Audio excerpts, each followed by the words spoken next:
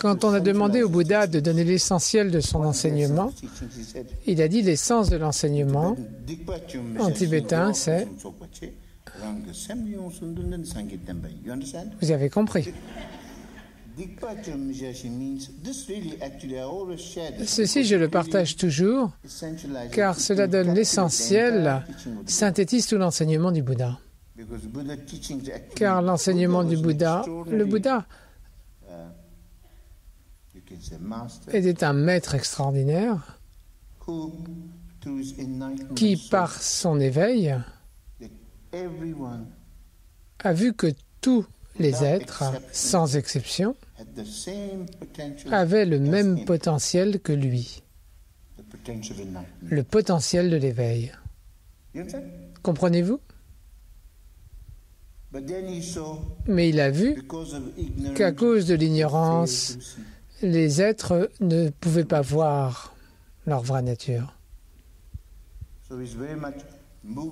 Donc, ému par leur souffrance, créée par l'ignorance, des émotions négatives et le karma négatif, il a été très ému. Il a voulu montrer à chacun d'entre nous une voie pour réaliser notre propre nature, pour réaliser notre propre potentiel, le potentiel de ce qu'on appelle le bonheur ultime qui est l'éveil.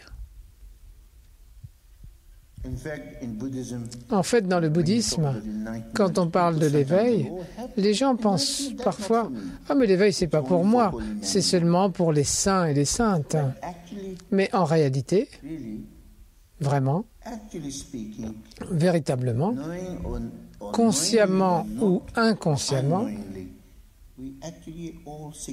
nous recherchons tous le bonheur.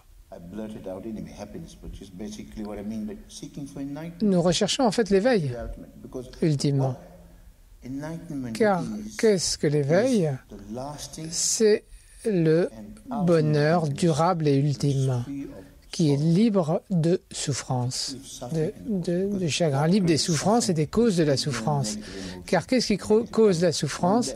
C'est l'ignorance, les émotions négatives et le karma négatif. Une fois cela purifié, quand nous réalisons le potentiel de l'omniscience, de l'éveil, alors chacun d'entre nous peut réaliser notre vraie nature.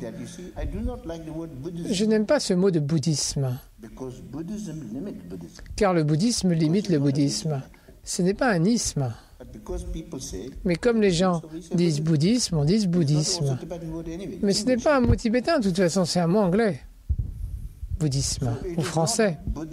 Donc ce n'est pas l'idéologie du Bouddha Shakyamuni. Ce n'est pas sa doctrine, son approche. Ultimement, si on voulait dire, en fait, le bouddhisme est une façon pour chacun d'entre nous de réaliser notre vraie nature et de devenir Bouddha.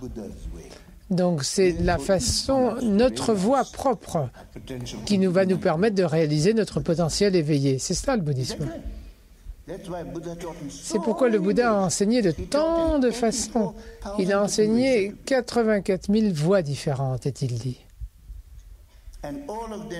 Et toutes, quand nous les résumons, fondamentalement, deviennent trois véhicules de l'enseignement du Bouddha.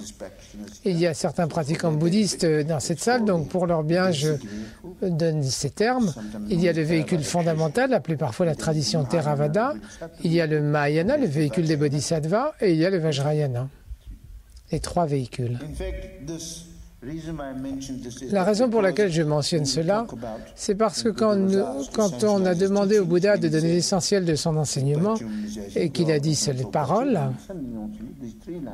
ces trois lignes, en fait, elles se relient à ces trois véhicules de l'enseignement du Bouddha d'une façon essentielle. La première ligne, pour le traduire approximativement, c'est ne commettre aucune action négative. Alors, vous pourriez objecter, mais comment ne commettre aucune action négative? Eh bien, ce que ça veut dire vraiment, c'est qu'autant que possible, abandonner toutes les actions malsaines, négatives et nuisibles qui sont cause de la souffrance pour vous-même et pour autrui. C'est clair? Et ceci est la base du premier véhicule de l'enseignement du Bouddha. L'essence principale de cela, c'est de ne pas faire de mal à autrui. Comme le grand maître tibétain dit toujours, si vous ne pouvez pas aider, au moins ne faites pas de mal. Et le plus important, surtout, c'est de ne pas garder de méchanceté et de ressentiment dans votre cœur. Gardez votre esprit et votre cœur pur. Si vous ne pouvez pas aider, au moins ne gardez pas de mal et ne faites pas de mal. La suivante, c'est, si vous pouvez, la ligne suivante, c'est cultiver un trésor de vertu, c'est-à-dire autant que possible, donc par ailleurs, autant que possible, adopter les actions saines, positives et bénéfiques qui sont la cause du bonheur pour nous-mêmes comme pour le monde. Donc ici, quand nous en venons à cela, ça fait référence au véhicule des bodhisattvas, au Mahayana. Et on insiste là sur l'altruisme, sur le développement de l'amour et de la compassion, qui est le fait de développer, le fait de cultiver un trésor de vertu. Maintenant, la troisième ligne, et la dernière,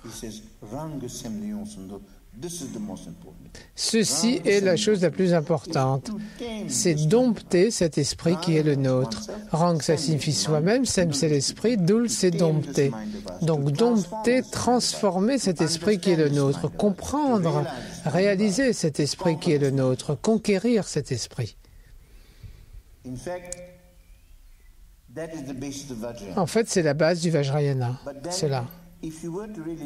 Mais en réalité, beaucoup de grands maîtres disent toujours, les maîtres tibétains disent que si vous deviez dire mais quelle est l'essence de l'enseignement du Bouddha, c'est cela. La dernière ligne, troisième ligne, dompter cet esprit qui est le nôtre. Transformer cet esprit. Car si vous conquérez votre esprit, alors naturellement, vous vous abstiendrez du mal. Naturellement, vous cultiverez la vertu. Car quand vous regardez, qui fait du mal, qui aide? C'est l'esprit ou le cœur. Car nous avons trois choses, le corps, la parole et l'esprit, qu'on appelle dans l'enseignement les trois portes. Ce sont par ces trois portes que nous faisons des choses positives ou que nous accumulons du négatif, du karma négatif, des actions négatives. Mais de ces trois choses, le corps et la parole sont simplement des serviteurs de l'esprit.